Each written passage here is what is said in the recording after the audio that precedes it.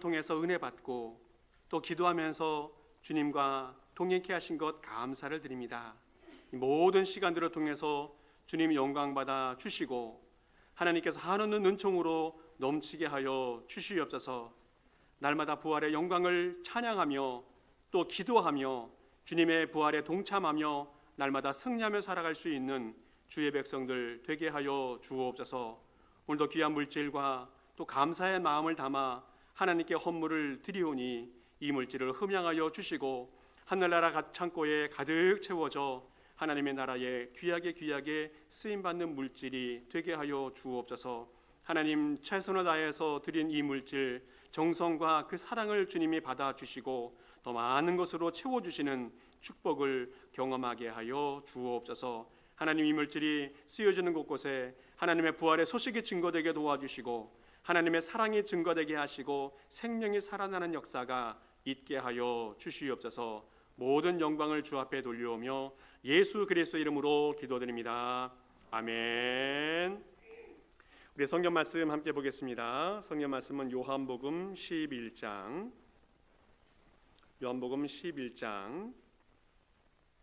25절 26절입니다. 요한복음 11장 25절 26절 두 절 말씀 보겠습니다. 우리 짧으니까 우리 같이 한 목소리로 말씀 읽겠습니다. 같이 읽습니다. 시작. 예수께서 이르시되 나는 부활이요 생명이니 나를 믿는 자는 죽어도 살겠고 무릇 살아서 나를 믿는 자는 영원히 죽지 아니하리니 이것을 내가 믿느냐. 아멘. 이 세상에서 가장 극적인 사건을 이야기할 때에 많은 사람들은 죽음의 현장에서 살아난 사람들의 이야기를 하게 되어집니다. 아마 오래전 일로 기억하는데 1995년도 지금부터 한 30년 전에 큰 사건이 있었습니다. 이 삼풍백화점이 무너져 버렸습니다. 아마 그 사건은 한국 최대 건물이 큰 무너진 사건이었다고 기록이 되어져 있는데 그때 사망자가 502명, 실종자가 6명, 부상자가 거의 1000명, 구조받은 사람이 40명 정도밖에 안 되었습니다. 자, 그런데 그 구조자 중에서 특별한 사람들이 있었어요. 20세 된 남자는 11일 후에 구조를 받게 되어졌고 18세 된 여자아이는 13일 후에 구조를 받게 되어집니다. 더 후에는 박 씨라고 하는 19세 여자 청년은 17일 후에 구조를 받게 되어집니다. 음식도 없고 물도 없고 아무것도 없었었는데 17일을 잘 견디고 극적으로 구조가 되어서 많은 사람들에게 놀라움을 주었습니다. 사람의 생명이 얼마나 질긴가 이거 보여주고 있습니다. 그 이후에 1910년도에도 칠레에서 광산이 붕괴가 되는 그런 사건이 있었었는데 이 사건을 통해서 광산이 붕괴가 되어졌는데 700m 지하에 광부가 33명이 매몰이 되어져 버렸습니다.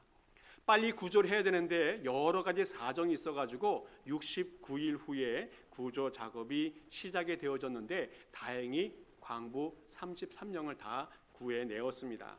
2달이 넘도록 이 사람들은 비상식량을 서로 공유하면서 극한 상황을 잘 견뎌내서 그 죽음에서 살아난 그런 기적의 사건이 있었습니다. 사람들은 참 신기한 것이 10년이 지난 후에 AFP 통신에서 이 사람들이 어떻게 살고 있을까 궁금해서 또 뒤에 조사를 해봤답니다.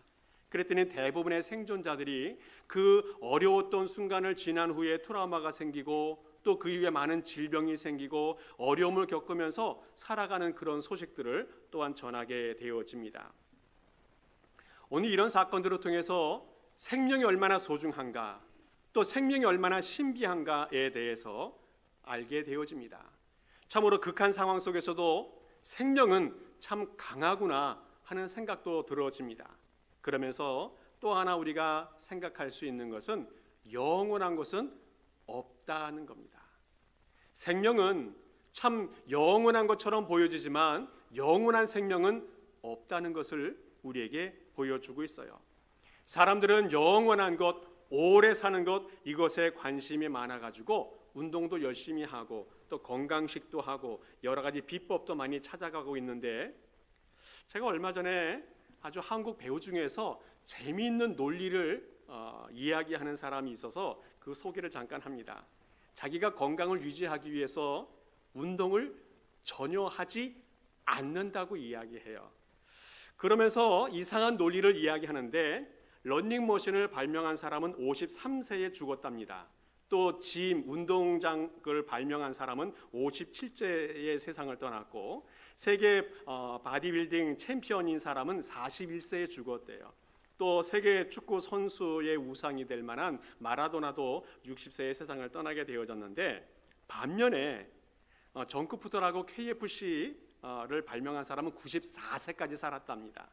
또 담배 제조사 윈스턴은 102세까지 살았다고 하고, 또 아편의 발명가는 116세에 자연적으로 죽은 게 아니라 지진 때문에 사고로 죽었다고 하는 거예요. 또 꼬냑이라고 하는 술을 발명한 헤네시라는 사람은 98세에 세상을 떠났다고 합니다. 그러면서 자신은 운동을 전혀 하지 않는 것이 건강과 장수의 비결이다라고 이야기하는 사람이 있어요.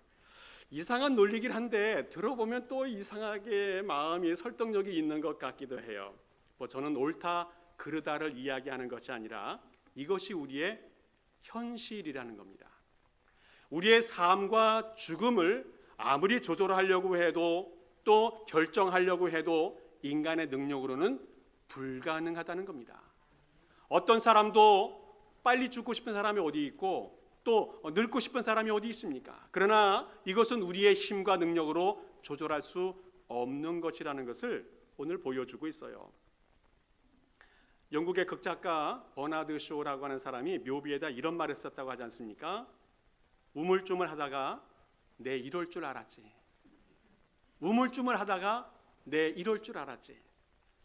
자신의 묘비에 얼마나 아름다운 글을 많이 쓰고 싶었겠습니까? 그러나 덧없는 우리 인생사에 대해서 너무너무 솔직하게 고백한 고백이 아닌가 생각이 들어집니다.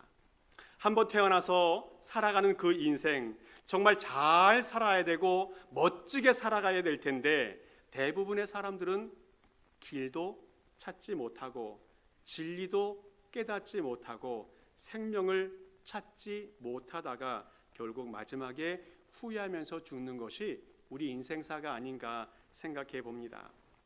어떻게든 우리는 후회 없는 삶을 살아가야 합니다. 한평생 살아가면서 정말 잘 살았다고 인정할 수 있는 그런 삶을 살아가야 되는데, 오늘 성경에서 나사로의 부활 사건을 통해서 예수님이 우리에게 인생의 비밀과 지혜를 가르쳐 주는데, 그것이 무엇인가 한번 생각해 보면 좋겠습니다.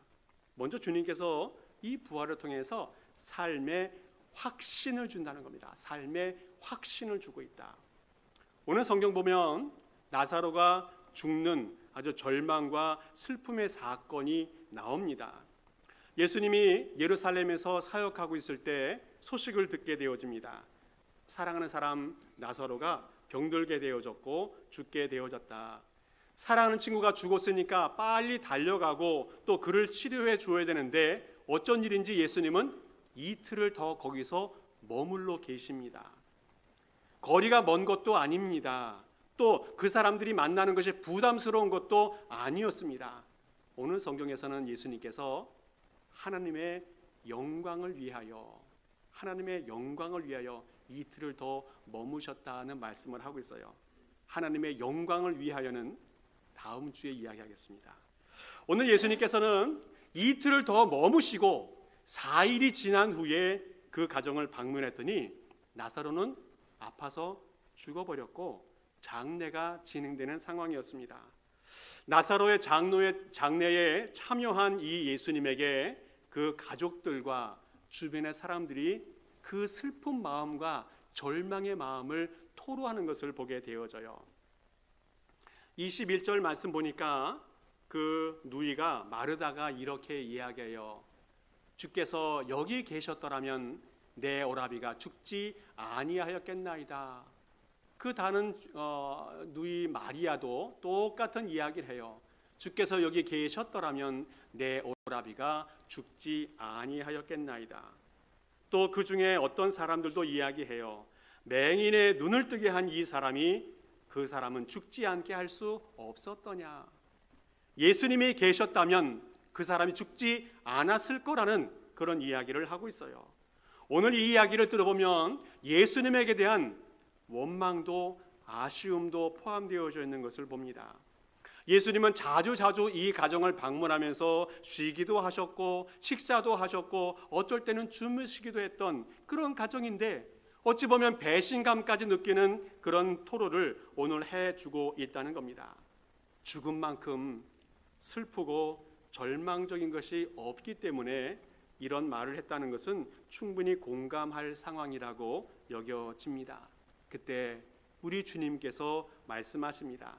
25절 말씀 우리 같이 한번 읽어보겠습니다. 시작. 예수께서 이르시되 나는 부활이요 생명이니 나를 믿는 자는 죽어도 살겠고. 할렐루야. 오늘 주님께서 부활을 이야기하십니다. 절망하지 말라 말씀하십니다. 슬퍼하지 말라 말씀하십니다. 믿음을 가지고 있는 사람은 다 이겨나갈 수 있다, 주님께서 말씀하고 있습니다. 오늘 주님께서 부활신앙을 가지고 살아갈 것을 권면합니다. 그 부활신앙을 가지고 있는 사람은 죽음을 이길 수 있다라고 주님께서 말씀해 주고 있습니다. 오늘 우리 주님께서 말씀하시는 이 부활은 단순히 겨울이 되어 또 봄이 되었을 때에 죽었던 그 씨앗들이 또 새싹들이 다시 돋아나는 그런 차원과는 다르다는 거예요. 작년에 죽었다가 봄이 되면 살아나는 그런 새싹들은 겨울이 되면 또 죽어요. 죽었다가 살았다, 죽었다 살았다를 반복하는 그런 부활이 아니라는 것을 오늘 말씀해 주고 있습니다. 오늘 예수님이 말씀하시는 이 부활은 그런 부활이 아니라 영원히 죽지 않는 부활, 영원히 죽지 않는 부활을 우리에게 말씀해 주고 있습니다. 육신이 비록 죽을 수 있습니다. 그러나 다시 부활할 때에는 완전히 새로워지는 그런 부활이 있음을 주님께서 우리에게 선포해 주고 있습니다. 우리 예수님께서 부활하신 것처럼 우리도 부활할 것이라는, 똑같은 부활이 있을 거라는 예고를 주님께서 우리에게 해 주십니다. 우리 주님 부활하셨습니다. 그리고 우리도 부활할 것입니다. 우리 주님께서 이 땅에 계시면서 죽음도 겪으시고 부활도 겪으셨지만 그 부활은 이제까지 죽지 않는 부활로 우리에게 다가오고 있습니다. 오늘 주님께서 또 우리에게 말씀하시는 이 부활은 불완전하고 문제가 많은 이 세상에서 영원히 사는 것을 이야기하지 않습니다. 문제 많고 어려움 많고 아픔도 많은 이 세상에서 영원히 산다면 얼마나 불편하고 얼마나 지겹고 힘들까, 그런 생각도 해봅니다. 그러나 우리 주님이 말씀하시는 그 부활은 우리 주님이 변하셨던 그 완전한 몸, 영원한 천국에서 영원히 사는 그 부활을 말씀하고 있습니다. 예수님께서 그렇게 부활하셨고 우리도 그런 부활을 하게 될 줄을 믿습니다. 오늘 우리는 이 믿음 가지고 살아갈 수 있기를 바랍니다. 특별히 부활에 대한 믿음을 가지고 살아가는 우리 모든 성도 될 수 있기를 축복합니다. 바로 그것이 부활신앙입니다. 부활신앙은 죽음과 같은 절망을 경험해도 다 이겨나갈 수 있습니다. 부활신앙은 실패와 절망을 경험해도 헤쳐나갈 수 있는 힘이 그 가운데 있다는 겁니다. 종종 믿는 사람들 중에서도 자신의 삶을 돌아보면서 의심하고 절망하는 사람들이 많이 있습니다. 내가 이제까지 잘 살아왔나? 또 지금 살아가고 있는 삶이 잘 살아가고 있는 삶인가? 앞으로도 내가 살아가야 될 텐데 정말 잘 살 수 있을까에 대해서 의심도 생기고 걱정도 생기고 혼란스러운 사람들이 많이 있습니다. 믿음을 가졌는데도 내 인생이 잘 풀리지 않을 때 의심이 생길 수 있고 원망이 생길 수 있습니다. 오늘 성경에서처럼 주님이 나와 함께 하시지 않았기 때문에, 도와주시지 않았기 때문에 더 잘 될 수 있었는데 못 되었다고 하는 분이 있습니다. 주님이 함께 하지 않아서, 도와주지 않아서 내가 이렇게 어려운 인생, 죽음과 같은 인생을 살아간다고 한탄하는 분들도 있습니다. 오늘 본문의 마리아나 마르다나 주변에 있는 많은 사람들처럼 예수님이 없어서 죽었습니다 라고 원망하는 분들이 계신다는 거예요. 그런데 오늘 주님께서 말씀하십니다. 나는 부활이요 생명이니 나를 믿는 자는 죽어도 살 수 있다. 할렐루야. 예수님께서 부활 신앙을 가지고 살아가라 말씀하고 있습니다. 주님께서 더 좋은 인생으로 우리를 회복시켜 주실 것이라 말씀해 주고 있습니다. 우리 주님께서 말씀하시는 말씀은 지금까지도 잘 살아왔다. 후회하지 말고 앞으로도 잘 살아가다. 한탄하지 말고 잘 살아가라. 나사로가 비록 죽은 것이 예수님이 없어서 죽은 것도 아니고 도와주지 않아서 죽은 것이 아니라는 것을 말씀해 주고 있어요. 특별한 이유가 있다. 특별한 이유가 있다. 오늘 우리의 삶 속에서도 어려움이 있고 또 힘든 일이 있을 때에 주님께서 나를 도와주시지 않는 것인가 걱정하면서 한탄하는데 그렇지 않다는 거예요. 오늘은 우리를 향한 하나님의 뜻이 무엇인지를 잘 깨닫고 믿음으로 잘 살아가는 우리 모든 성도 될 수 있기를 축복합니다. 주님께서는 지금까지도 잘 살아왔다. 이런 믿음의 또 삶의 확신을 우리에게 주시고 계십니다. 이제 그만 원망하고 부활 신앙을 가지고 믿음의 삶을 잘 살아라 말씀해 주고 있습니다. 주님께서 말씀하시는 이 부활 신앙은 모든 문제 속에서도 잘 살아왔다는 삶의 확신을 주고 있습니다. 사랑하는 성도 여러분, 이 부활 신앙 가지고 정말 담대함으로 확신을 가지고 믿음의 삶 잘 살아가는 우리 모든 성도 될 수 있기를 간절히 축복합니다. 또 하나 주님께서 부활을 통해서 우리에게 주시는 것은 삶의 능력을 주신다는 겁니다. 능력을 주신다. 요한복음 11장 말씀을 같이 한번 읽어보겠습니다. 제가 앞에 절 읽고 여러분 두 번째 절 읽으면 좋겠는데, 이 말씀을 하시고 큰 소리로 나사로야 나오라 부르시니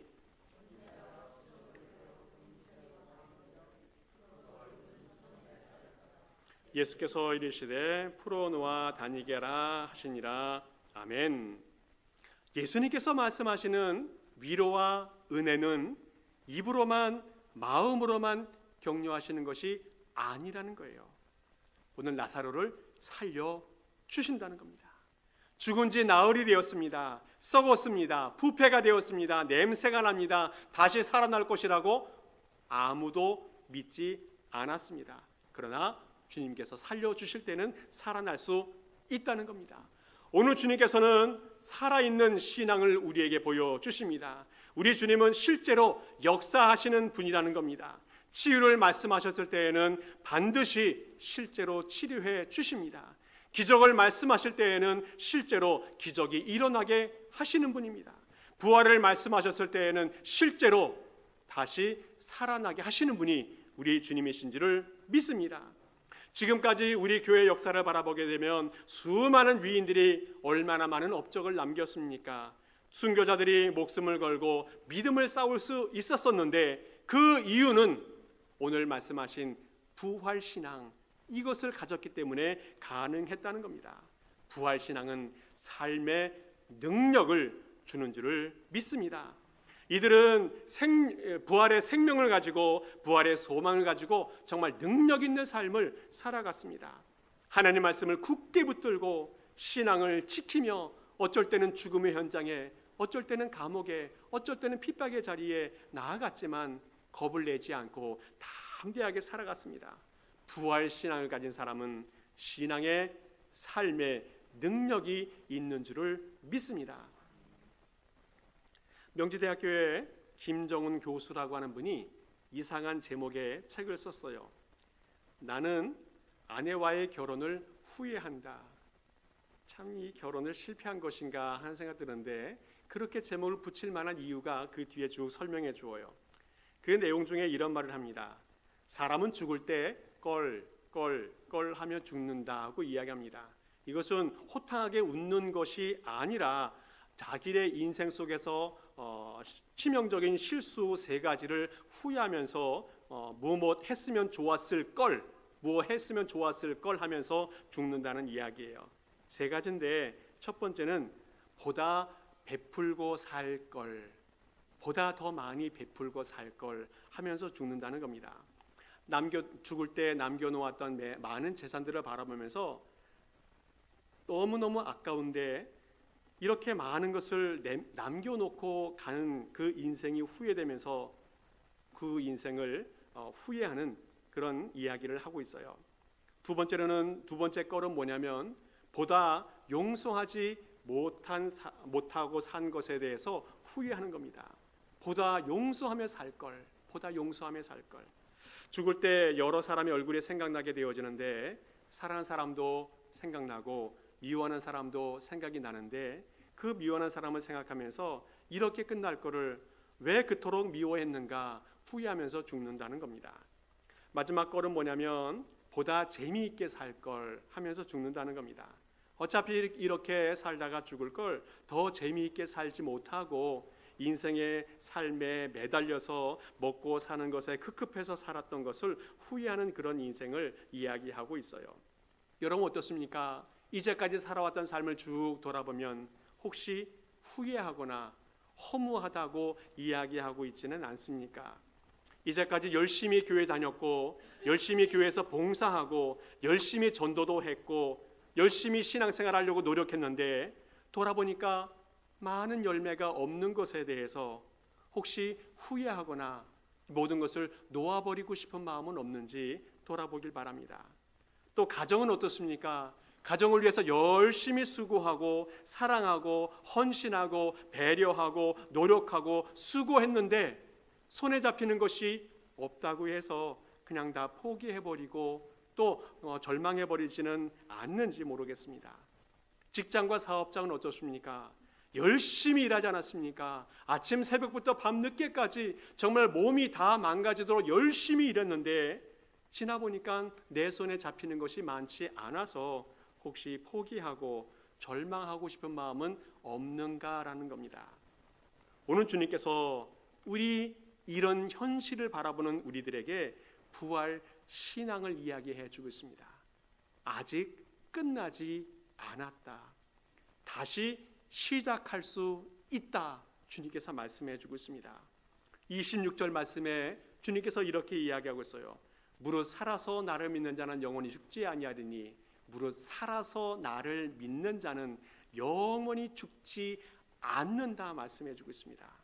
살아서 믿는 자는 영원히 죽지 않는다. 아직 살아있으면 끝난 것이 아니라는 겁니다. 다시 시작할 수 있다는 것을 주님께서 말씀하고 있어요. 믿음을 가진 자, 부활 신앙을 가진 사람은 이런 능력을 경험하게 될 줄을 믿습니다. 주님께서 나사로를 향해서 나사로야 나오라 말씀하실 때에 그가 살아났고 새로운 인생을 살게 되어졌습니다. 오늘 주님께서는 우리의 이름을 한 사람 한 사람 부르면서 이야기하십니다. 나오라 나오라 살아나라. 다시 시작되었으니까 다시 새 출발하라는 주님의 명령이 지금 이 시간 선포되어지고 있다는 겁니다. 부활신앙은 우리를 새롭게 출발하게 하는 삶의 능력이 있다는 겁니다. 말씀을 오늘 빨리 마쳐야 될 것 같아서 정리를 하는데 이 컴퓨터나 기계들을 사용하다 보면 이게 말을 잘 안 들을 때가 있습니다. 그러면 그 컴퓨터 같은 경우에는 리셋이라고 하는 기능이 있어요. 다시 시작하게 하는 기능이 있는데 하다 보면 다시 잘 돌아가게 되어집니다. 그래도 안 되면 컴퓨터를 포맷해 버리면 완전히 지워버리면 새로운 컴퓨터가 될 수가 있습니다. 오늘 우리가 부활신앙을 갖는다는 것은 리셋, 다시 시작한다는 것을 의미합니다. 또 포맷하는 것처럼 다시 모든 것을 지우고 새로 출발한다는 것을 의미합니다. 오늘 주님께서는 우리가 이제까지 살아왔던 인생을 다 정리하고 앞으로 영원한 천국에서 다시 시작할 수 있는 기회를 주셨습니다. 뿐만 아니라 지금 당장 이 자리에서 여기에서 다시 출발할 수 있는 은혜를 베풀어 주셨습니다. 오늘 고백합니다. 예수님 부활하셨습니다. 예수님 부활하셨습니다. 그리고 우리도 다시 부활하게 될 줄을 믿습니다. 이것을 믿는 믿음, 이것이 바로 부활 신앙입니다. 부활신앙은 삶에 대한 확신이 있게 되어지고 부활신앙은 삶에 대한 능력을 우리에게 공급해 줍니다. 이제까지 예수님 믿으면서 살아왔는데 잘못 살아왔던 것 같은 그런 느낌이 있다면 다시 주님께서 확실하게 말씀하십니다. 잘 살아왔다. 그리고 앞으로 살아가야 될 모든 인생 가운데도 주님이 힘과 능력을 주셔서 잘 살게 해 주실 줄 믿습니다. 부활신앙 가지고 새롭게 살아가는 우리 모든 성도 될 수 있기를 간절히 축복합니다. 함께 기도하겠습니다. 하나님 아버지 감사합니다. 나사로의 부활을 보여주시면서 삶의 소망을 주시고 또 예수님의 부활을 보여주시면서 삶의 확신을 주시니